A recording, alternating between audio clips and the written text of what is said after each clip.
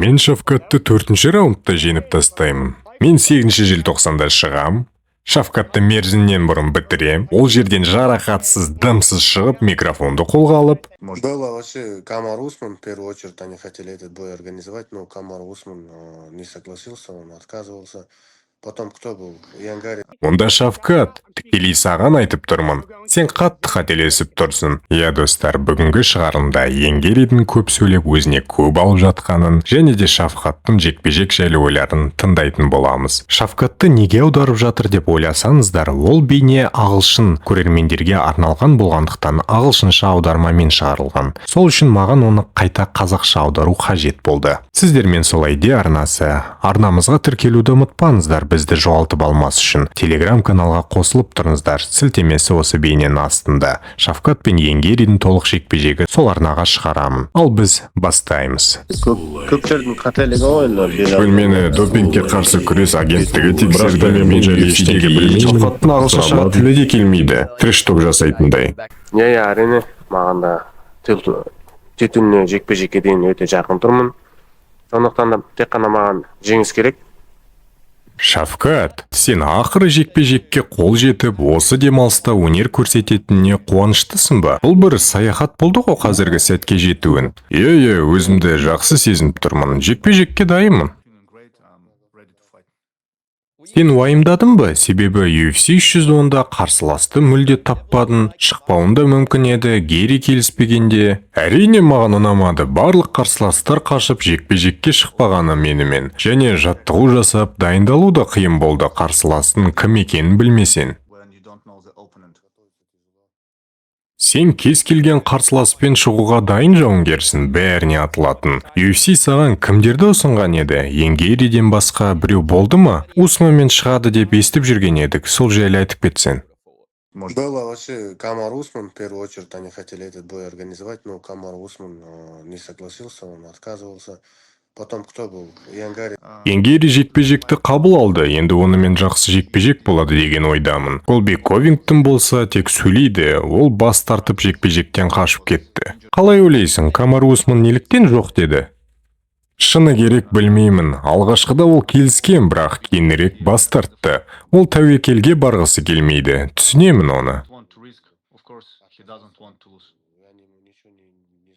Ал бүгінгі бейнеміз қуаныштың арқасында шыққан болатын. Көп алғыс айтамын, барлық арнамыздың дамуына кетеді. Ал егер де сіз келесі бейненің шығуына септік тигізгіңіз келсе, осы нөмірге кез келген қаражатты жіберсеңіздер болады. Алдын ала алғыс айтамын. Әлбетте, сен төбелескің келді, сосын Ковингтон мен Бакли жекпе-жегін көрген боларсың. Сендерден кейін 14-ші желтоқсанда болады. Ковингтон мен Геридің орындары ауысқаннан кейін қандай реакциям болды? Маған бәрібір. Гери ма, Ковингтон ба, Колби көп сөйлейді, бірақ енді жағдай іске келгенде ол бас тартты. Жоқ болып кетті. Енді Геримен шығатыныма қуаныштымын. Екеуміз де жеңіліс көрмедік. Енді кім мықты көреміз?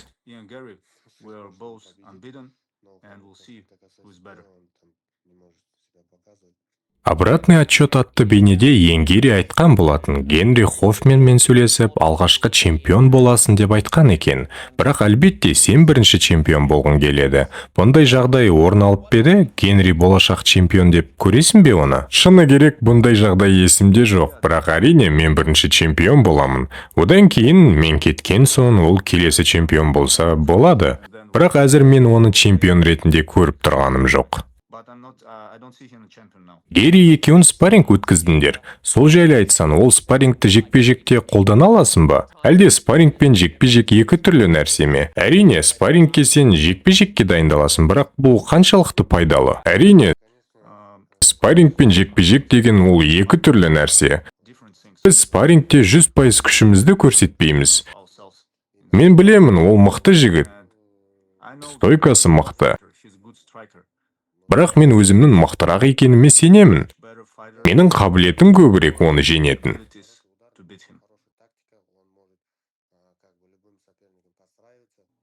Саған қиын жекпе-жек кіммен болатын еді? Белалмен шығуың керек еді, онымен қиын болатын беді? Әлде Гери әлеуеті көп, сонымен қиын болатын беді?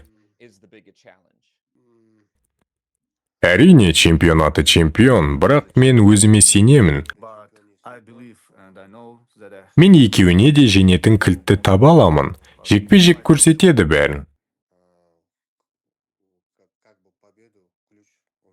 UFC саған қандай уәде берді бұл жекпе-жекке? Усман титулдық жекпе-жекті қалаған еді, бірақ оған жете алмады. Енді Усман Джек Делла Мадалена мен Петрада шығады деп естігенмін. Егер ол ақпанда жеңіп жатса, ол қайтадан титулдық жекпе-жекті сұрауы мүмкін. UFC саған осы жекпе-жекті жеңсең белбеуге күресесің деп уәде берді ме? Әлде Усман Джек Делла Мадаленаны жеңсе, ол белбеуге күресті сенің алдыңда орап алып кетеді деп қорқасың ба? Әрине, осы жекпе-жектің жеңімпазы келесі болып белбеуге күреседі. Бұған күмәнім жоқ. Усманда мүмкіндік болды, бірақ енді еңгері екеуміздің біреуіміз ғана келесі болып белбеуге күресеміз. Менің мінсіз сценариям осындай. Мен 8 желтоқсанда шығам, Шафкатты мерзімнен бұрын бітірем, ол жерден жарақатсыз, дымсыз шығып микрофонды қолға алып, «Ей! Мен Белал Мұхаммадты келесі жылға дейін күте аламын. Әлде Дана, Хантер, UFC, Флоридаға дейін жаяу барып, 25 минут ішінде Колбиді айырып тастай аламын. 14 желтоқсанда шығып, бір-ақ апта салып арада. Себебі ол көп сөйлейді, іспен дәлелдегісі келмейді. Бұл менің ойым.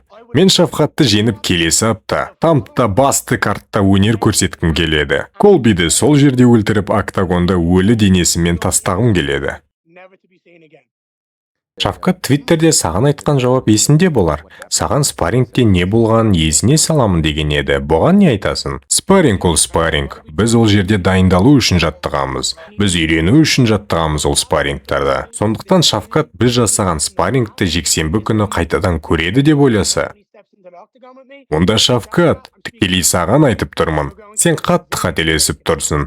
Мен сенің орында болсам, бұл ойды лезде өзгертер едім. Мен Шафкатты 4-ші раундта жеңіп тастаймын. Бала өзіне көп алып қойған секілді. Не дейсіздер? Жекпе-жек қалай өтеді, қай раундта бітеді, кім жеңеді? Астыдағы пікірге өз ойларыңызды жазып кетіңіздер. Сіздермен болған Солайде арнасы. Жақсы жаңалықтарда жүздескенше, қош аман сау болыңыздар. Арнаға тіркеліп, лайк батырмасын басуды ұмытпаңыздар. Бізді жоғалтып алмаңыздар. Нағыл дейді, тренировка как готов.